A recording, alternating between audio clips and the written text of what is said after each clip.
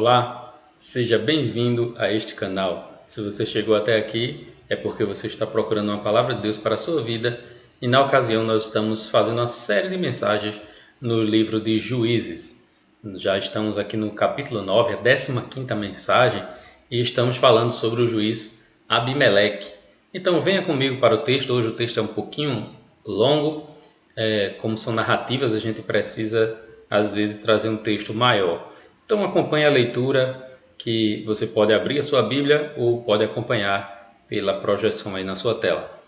Juízes, capítulo 9, dos versículos 22 até o versículo 57, diz assim: Após 3 anos de reinado de Abimeleque sobre Israel, Deus enviou um espírito mau entre Abimeleque e os cidadãos de Siquém, e estes agiram traiçoeiramente contra Abimeleque.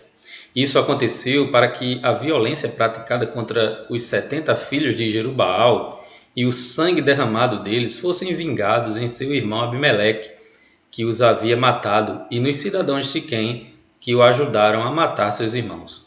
E os cidadãos de Siquém puseram homens de emboscada contra ele sobre os cumes dos montes, homens que roubavam a todos que passavam por aquele caminho. E contou-se isso a Abimeleque. Nessa época, Gaal, filho de Ebed, veio e se estabeleceu em Siquém, junto com seus irmãos, e os cidadãos de Siquém confiaram nele. E aconteceu que eles foram ao campo, colheram uvas, pisaram-nas e fizeram uma festa. Entraram na casa de seu Deus, comeram e beberam, e amaldiçoaram Abimeleque. Então Gaal, filho de Ebed, disse: Quem é Abimeleque? E quem é Siquém para servir a Abimeleque? Ele não é filho de Jerubaal? E Zebu não é seu subordinado? Servia aos homens de Amor, pai de Siquém. Por que razão deverias servir a Abimeleque? Ah, se este povo estivesse sob meu comando, eu me livraria de Abimeleque e lhe diria: reforça teu exército e vem. Quando Zebu, o governador da cidade, ouviu as palavras de Gaal, filho de Ebed, ficou muito indignado e enviou secretamente mensageiros a Abimeleque para lhe dizerem: Gaal, filho de Ebed, e seus irmãos vieram a Siquém e estão alvoroçando a cidade contra ti. Portanto, vem com os que estão contigo e prepara uma emboscada à noite no campo. E pela manhã, ao nascer do sol, levanta-te e ataca a cidade. Quando Gaal e os que estão com ele saírem para enfrentar-te, faze com ele o que puderes. Assim, Abimeleque e os que estavam com ele partiram de noite e prepararam emboscadas a Siquém, em 4 companhias. Quando Abimeleque e os que estavam com ele saíram da sua emboscada, Gaal saiu e se pôs à entrada da porta da cidade. Quando Gaal os viu, disse a Zebu: Há gente descendo do alto dos montes. Mas Zebu respondeu: Estás vendo as sombras dos montes como se fossem homens. Mas Gaal insistiu e disse: Há gente descendo da parte central do território. Também está vindo uma tropa do caminho do carvalho dos adivinhadores. Então Zebu lhe disse: E agora? Onde está a tua boca, com a qual dizias: Que é Abimeleque para que o sirvamos? Não são esses os homens que desprezaste? Sai agora e luta contra eles. Assim Gaal saiu à frente dos cidadãos de Siquém e lutou contra Abimeleque. Mas Abimeleque o perseguiu, pois Gaal fugiu dele. Muitos homens caíram mortos no caminho até a entrada da porta da cidade. Abimeleque ficou em Arumá e Zebu expulsou Gaal e seus irmãos para que não habitassem em Siquém. No dia seguinte, o povo de Siquém saiu aos campos e Abimeleque foi informado disso. Então tomou os que estavam com ele, dividiu-os em 3 companhias e preparou emboscadas no campo. Quando viu que o povo começava a sair da cidade, avançou contra ele e os atacou. Abimeleque e os que estavam com ele correram e se puseram à porta da cidade. 2 companhias atacaram os que estavam no campo e os mataram. Abimeleque guerreou contra a cidade o dia todo. Tomou-a e matou o povo que ali estava. Ele a destruiu e espalhou sal sobre ela. Quando os cidadãos que estavam na torre de Siquém ouviram isso, entraram na fortaleza no templo de Elberite. Ao saber que eles estavam reunidos lá, Abimeleque subiu no monte Zalmon com os que estavam com ele. Então apanhou um machado, cortou um galho de árvore e levantou, colocou-o no ombro e ordenou aos que estavam com ele: Fazei depressa o que me viste fazer. Cada um cortou um galho, e todos seguiram Abimeleque. Então colocaram os galhos junto da fortaleza e a queimaram. Assim morreram todos os que estavam na torre de Siquém, cerca de 1.000 homens e mulheres. Depois disso, Abimeleque foi a Tebes, sitiou-a e a conquistou. Mas havia no meio da cidade uma torre forte, na qual se refugiaram todos os habitantes da cidade, tanto os homens quanto mulheres. Eles fecharam as portas atrás de si e subiram ao telhado da torre. Abimeleque foi até a torre e a atacou. Quando chegou à porta da torre para atear fogo nela, uma mulher lançou uma pedra de moinho à pedra superior, sobre a cabeça de Abimeleque, e quebrou-lhe o crânio. Então ele chamou depressa o seu escudeiro e lhe disse: Desembaiai a tua espada e mata-me, para que não se diga que uma mulher me matou. Então o jovem o traspassou e ele morreu.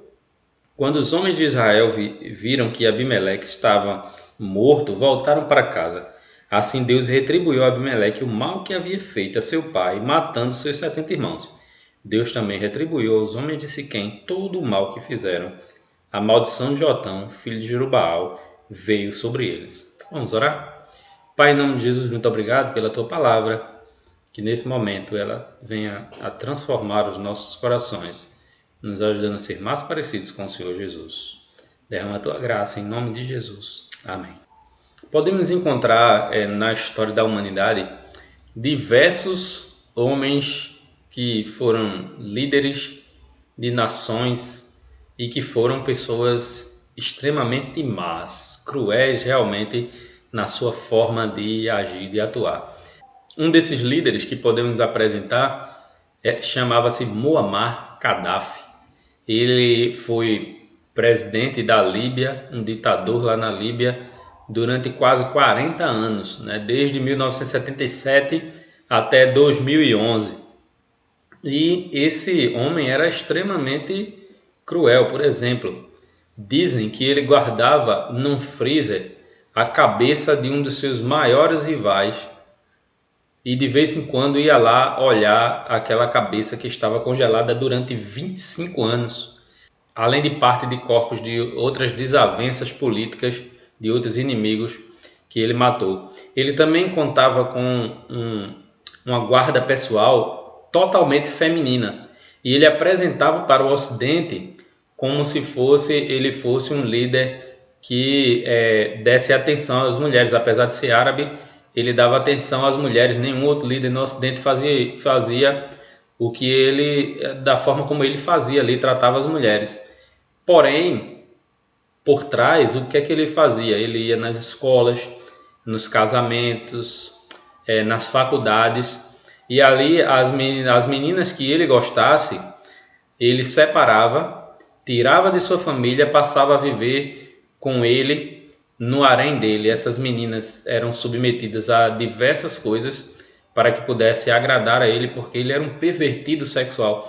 Então ele abusava sexualmente dessas meninas, aquelas mulheres que faziam parte ali da guarda dele, tinham que ser virgens e tudo mais, porque elas perdiam a virgindade exatamente com aquele líder perverso. Até que chegou a chamada Primavera Árabe, quando numa revolta na Líbia, ele foi capturado, foi morto pelos cidadãos lá na Líbia, em plena praça pública. Seu corpo foi exposto. Enfim, tem bastante coisa aí na internet falando sobre isso.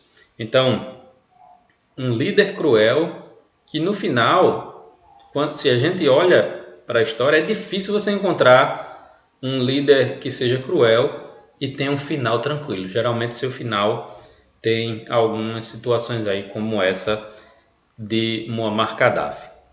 E pensando nisso, que a gente está falando aqui na história de Abimeleque, né? Um líder também mau, um líder que usurpou um trono que não pertencia a ele, que na realidade não era nem reis que governavam Israel, quem governava Israel eram os juízes. Então ele tomou esse lugar, ele acabou sendo coroado pelos cidadãos de Siquém, nós vimos a história, mas também nós vimos que Jotão, o único filho de Gideão que sobrou na história, porque ele matou os outros 68 filhos de Gideão, foram mortos.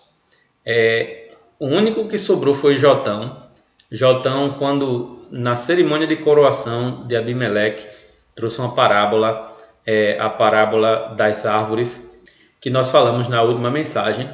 E nessa parábola, no finalzinho dela, ele traz uma maldição.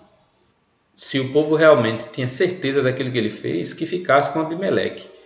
Agora eles deveriam saber que Abimeleque ia contra eles, ia soltar fogo contra eles e eles iam soltar fogo contra Abimeleque. É exatamente isso que acontece nessa história, o cumprimento daquela maldição que foi lançada por Jotão sobre Siquém.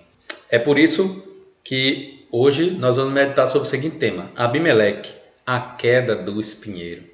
A gente viu na semana passada quando o espinheiro reina, mas esse espinheiro cai, né? Ele foi o único que sobrou, as outras árvores boas não quiseram assumir, mas o único que sobrou foi o espinheiro. Mas uma hora o espinheiro cai, ele perde seu reinado. E a primeira coisa que nós podemos ver aqui é que uma relação que começa com traição, ela termina com traição. Veja bem, o texto começa nos mostrando que o reinado de Abimeleque praticamente teve uma paz ali por apenas 3 anos. E a gente vê que quando Deus libertava o povo através de um juiz que Deus levantava, o que é que acontecia? O povo ficava ali 40 anos, 20 anos em paz, né? Mas no caso de Abimeleque, não. No caso de Abimeleque, ele ficou apenas 3 anos ali, curtindo a paz que na realidade tinha sido produzida pelo pai dele, né? Pelo pai dele, que durou 40 anos, aquela paz. Mas o que ele produziu foi apenas 3 anos. Então, Deus decidiu que não deixaria impune a morte dos filhos de Gideão, aquela morte de forma cruel que Abimeleque e o povo de Siquém, ambos são responsáveis por essas mortes. O povo de Siquém financiou através do tesouro que tinha no templo de Baal-Berite, lembram disso? Então os dois, tanto o povo quanto Abimeleque, eram responsáveis por isso. E Deus decidiu que isso não iria ficar impune e mandou um espírito de traição ali, de desavença entre o povo e Abimeleque. Então o povo ali começou a fazer até armadilhas para pegar Abimeleque, né? Eles pegaram homens maus ali, lá da cidade de Siquém, que passaram a roubar os viajantes que passavam ali na estrada ao redor. Na realidade, eles queriam pegar Abimeleque, mas enquanto esperavam que Abimeleque passasse, eles simplesmente estavam ali assaltando as pessoas que passavam.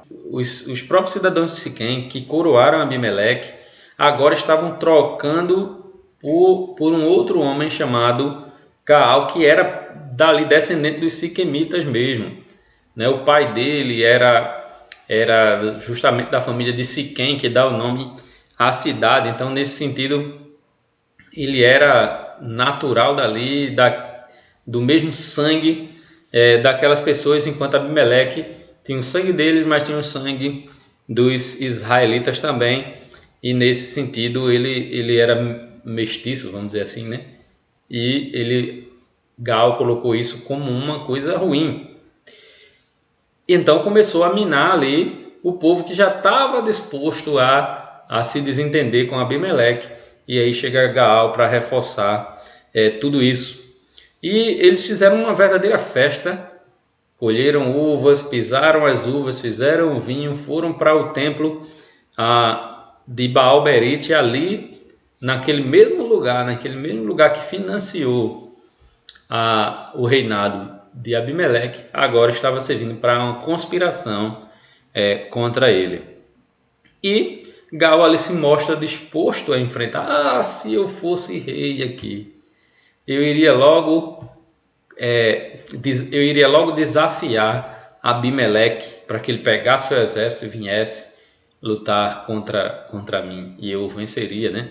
Então ele se mostrou disposto ali a enfrentar Abimeleque. Então o Zebul, né, o governador que ficou lá tomando conta da cidade, né, ele manda avisar Abimeleque dessa insurreição do povo. O povo se levanta contra Abimeleque. Enfim, uma coisa a gente tem que pensar aqui. Dificilmente uma relação que começa com traição terminará bem. Então, se de um lado, se quem se uniu a Abimeleque, ele se uniu de que forma? Traindo aqueles que o haviam libertado, né? Traindo Gideão e os seus descendentes. Eles precisaram usar de um recurso da traição para poder ganhar sua hegemonia ali, ter um rei que eles coroaram e tudo mais. Nesse sentido, toda relação que ela começa com traição, que ela começa de uma forma errada, a tendência é que ela finalize de uma forma errada. Imagine uma situação de um relacionamento que começou com uma traição. Você é a pessoa cujo seu casamento foi baseado numa traição. Você de repente começou a namorar com seu marido, que hoje é marido, e ele na época tinha uma namorada e ele deixou. A tendência é que você viva uma vida de suspeição. Qualquer coisa que ele faça, você vai suspeitar que ele está lhe traindo. Por quê? Porque ele já fez isso antes. E às vezes é verdade, às vezes está.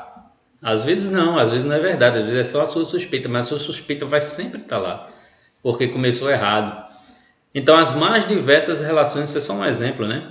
As mais diversas relações, se ela começa errado, se ela começa de forma pecaminosa, ela tem a tendência a terminar errado. E foi isso que aconteceu com Siquém, com a cidade de Siquém e com Abimeleque, né? Eles começaram com uma traição e a tendência é que essa relação não conseguisse ser uma relação de confiança, porque uma das coisas mais importantes que existem nas relações humanas é a confiança. Se ele não consegue confiar, a relação não vai bem. Segunda coisa que nós podemos ver aqui é que quando um líder mau se sente traído, ele agirá com violência para tentar se manter no poder. Ele não vai aceitar perder o seu poder. Então ele vai agir com força, com violência, com brutalidade, né?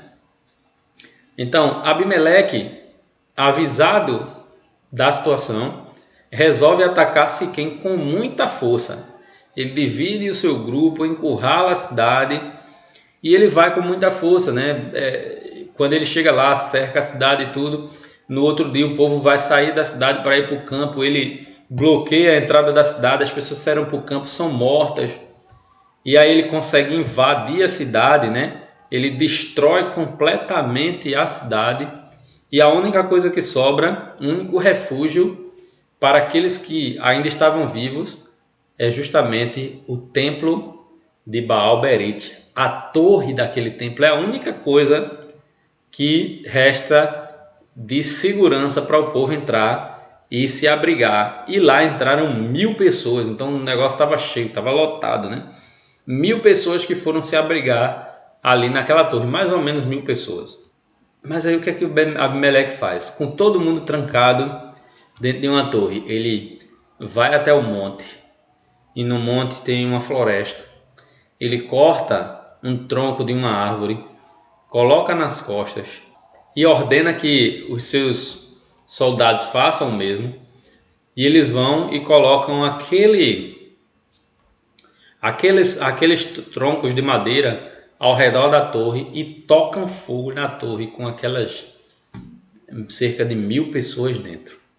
E as pessoas morrem ali queimadas pelo fogo, uma tragédia, né, que Abimeleque causa ali naquela cidade. Então, no próprio templo que financiou Abimeleque. Então veja que a relação aqui de traição, quando um líder mau está para perder o poder, ele vai agir com tudo que ele tem.